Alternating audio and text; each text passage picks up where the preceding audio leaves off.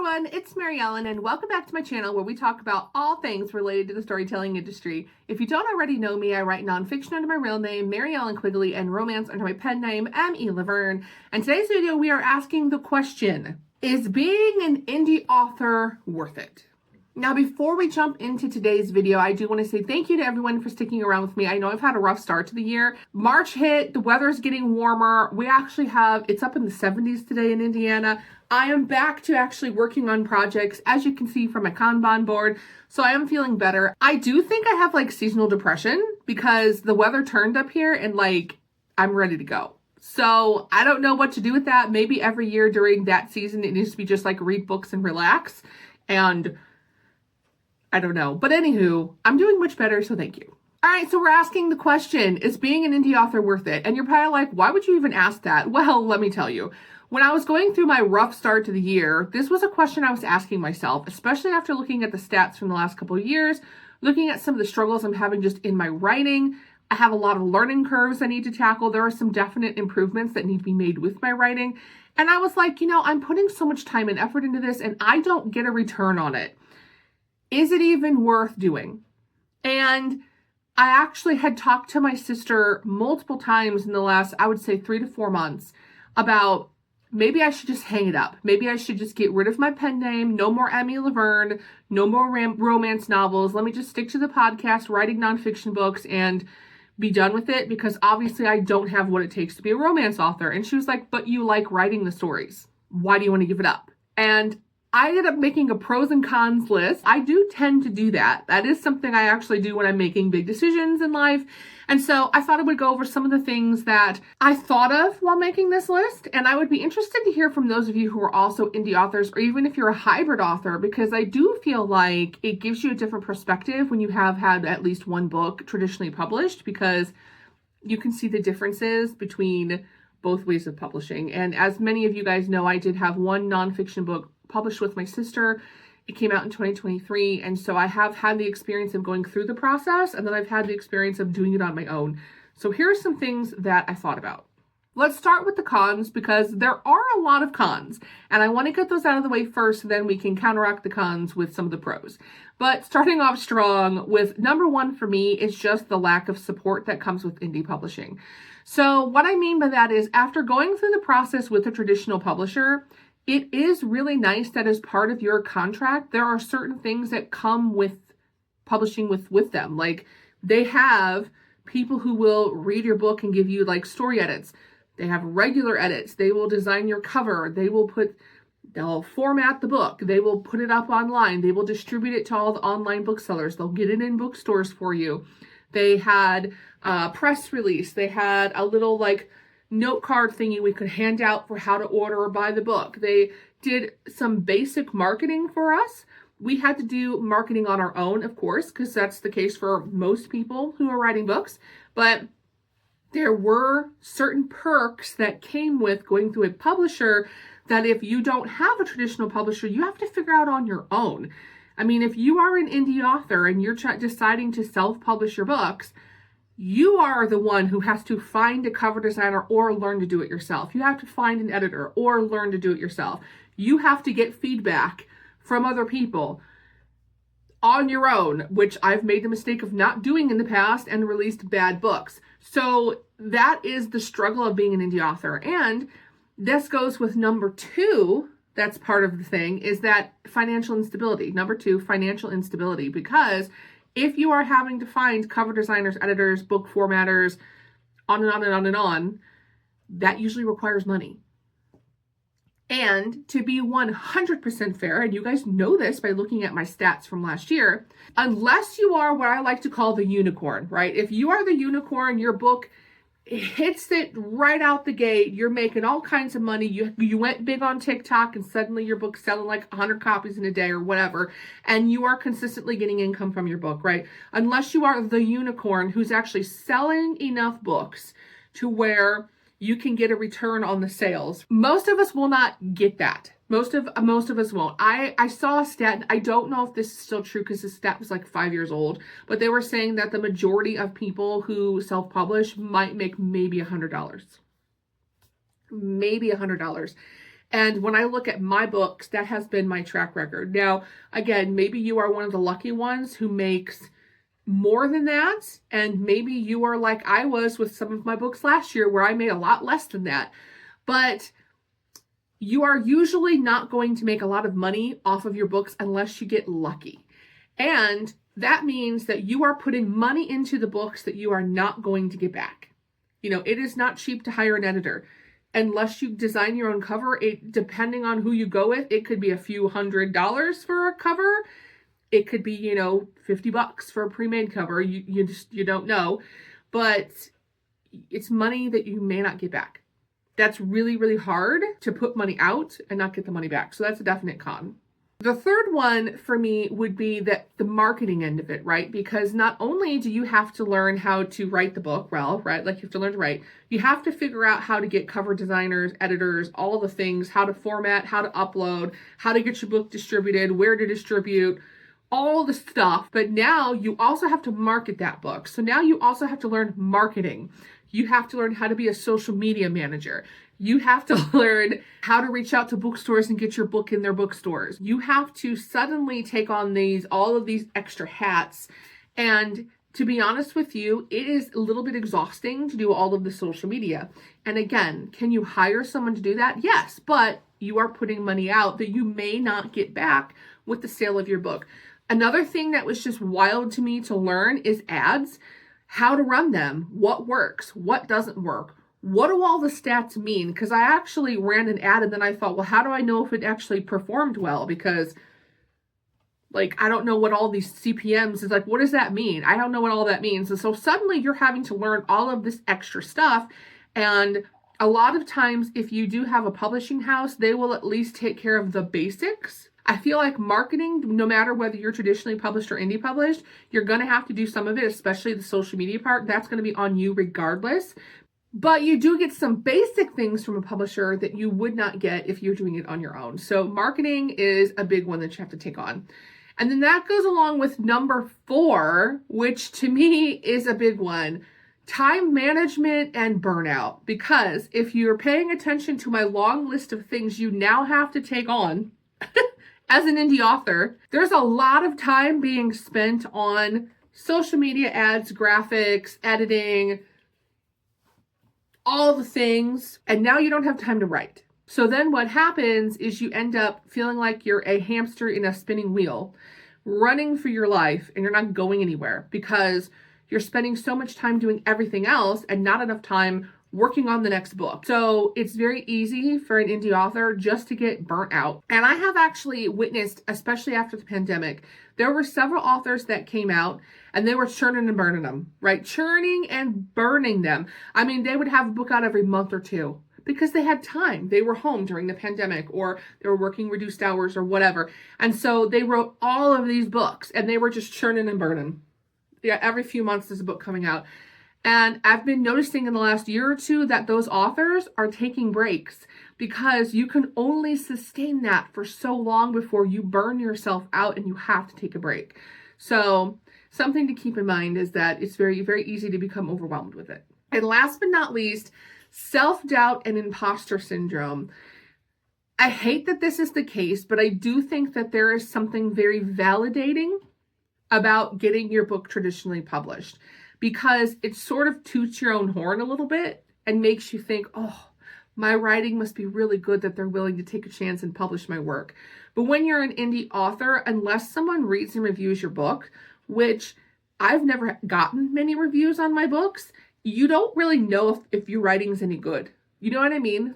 You get feedback from editors and things like that. But as far as is this hitting with my fan base?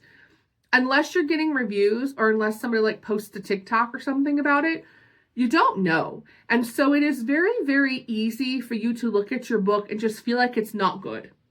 It's also very easy for you to look at other indie published authors and see their successes and just they have this feeling of I'm never going to get there. I'm not good enough. My books will never take off. I'm never going to have my moment, because you also compare against other people. And I'm a firm believer that just because you're traditionally published does not mean you're a great writer, because there are lots of great writers that are self-published, and there are a lot of great writers out there that have never been published yet. However, it does give you that validation of like, oh my goodness, I'm good enough to get a book deal, that you don't get when you're self-published. And some people don't need that, right? Some people don't need that positive feedback, but if you are someone that like words of affirmation is one of the things that you really need in life, it's going to be difficult for you. Because with self-publishing, you just don't always get that unless your book does end up hitting enough people where you get reviews. And on the flip side of that, every 1-star review you get will feel like a personal attack because you're not getting positive feedback. So when you get that 1 star, you're like, oh my God, I should never write again. All right, enough about the cons, because you're probably like, with all of those cons, why would I even consider self-publishing? And that's how I felt, because I was looking at last year and I'm like, I spent so much time on social media. I spent so much time doing all of this stuff. I didn't sell anything. My books weren't very good. I'm not a very good writer. I was like, I don't know why I'm sitting here like the hamster in the wheel and just not going anywhere. Like, it's a waste of my time when I have other things I could be working on. So why would I decide to stay in self-publishing? Let's go over some of the pros, and the pros are the reason why I have decided to stick it out. All right, number 1 is that I actually really do love writing romance novels. I love writing. And if you love what you're writing, you're going to write it anyway. That's the big thing. You have to love what you're writing. You cannot approach it as I'm going to become a self-published author, put my books out for sale, they're going to sell, I'm going to become rich and never have to work a hard day in my life again. That's not the case. If you are writing, even if you're traditionally published writer, it is definitely a labor of love. And if you don't love it, then you really should not stay with it. All right, so let's get to like the more specifics. Okay, so number 2 for me is creative freedom. Creative freedom. I have said a million times that my books don't really fit the cookie cutter romance world. I feel like they don't fit anywhere a lot of times. And because of that, it was very hard for me back in my early days of writing when I was writing my books and I was trying to query. And I remember getting a few hits on querying, but I would always get a hit on querying that was like, we really are interested in your book, but we would love for you to add more spice, like more sex scenes, because I write romance. And I write contemporary and like paranormal romance, mafia romance, like bad boys, motorcycles, werewolf shifters, all that kind of stuff. And so the consensus I would get when I would get, I had like 3 that were interested in Wildside when I was first querying. All 3 of them came back, can you add sex scenes to the book? And I didn't feel comfortable doing that. But at the same point, I couldn't go to clean romance publishers because they don't want a lion shifter or a vampire in their book, because those tend to be more inspirational or faith-filled romances. So my book didn't fit anywhere. And what's really nice about being an indie author is that you can write the book you want. It doesn't have to fit somewhere. Now, it can if you want to consider this like a business where you're following trends. I know authors that do that. They follow the trends because they know it'll sell. But if you're just wanting to write because you love writing and you want to write the book you want to write, you have complete control over what your story looks like, how your characters are written. You can control your release schedule. You can control your cover design. All of it is on you. That's one of the hard parts about it, but all of it's on you. So if you are someone who doesn't want to hear the words, we need to change this to make it more marketable, self-publishing is probably for you. The third one is that you own your successes. And what I mean by that is if your book does really bad, that's directly reflected on you. And if your book does really well, that's also directly reflected on you. You are the one who sets your own destiny because you're deciding everything. So if you are one of those unicorns who has a book that takes off and suddenly you're getting all kinds of book sales, all kinds of reviews, everybody on TikTok is reviewing your book, guess what? You did that. You did that yourself. You did that. And no one else can be like, oh, she just did really well because the publisher had a great cover and blah, blah, blah, right? Like you're the one who did that. And so it's really nice that when you do have a moment where you're like, oh my goodness, what an amazing win, you can be like, I did that myself. And you can own what you did. But again, on the flip side, and this is kind of a con, but also it's good to know, is if your book completely sinks, you did that. So how do you fix it for next time? And last but not least, number 4 is you have the opportunity to create your own personal brand. And I feel like this is something that's often overlooked in the indie author community, but it's such an important part of it and such a really cool part about being indie published. Now, here's the thing. You can create a personal brand as a published author. I'm not saying you can't. The problem is when you are in a multi-book contract or you're using just traditional publishers, a lot of times what your brand looks like is dictated by the publisher. They have a very clear vision in their mind of what you should look like with your social media. They know what kind of books they want you to write. It's very hard once you get published in a certain genre with a certain publisher to break outside of that. So if you are someone who likes to write multiple genres, or if you're someone who likes to experiment with your books a little bit, this one's lighthearted, this one's more edgy, it's very hard in traditional publishing to switch around that. And a lot of times, if you do, they want you to create multiple pen names or multiple social media profiles. And it's a lot of work. So one of the cool things about being an indie published author is you get to develop a personal brand that looks like whatever you want it to look like. And I always tell people that creating a personal brand is not about making money, right? It's about longevity, and it's about connecting with your fans.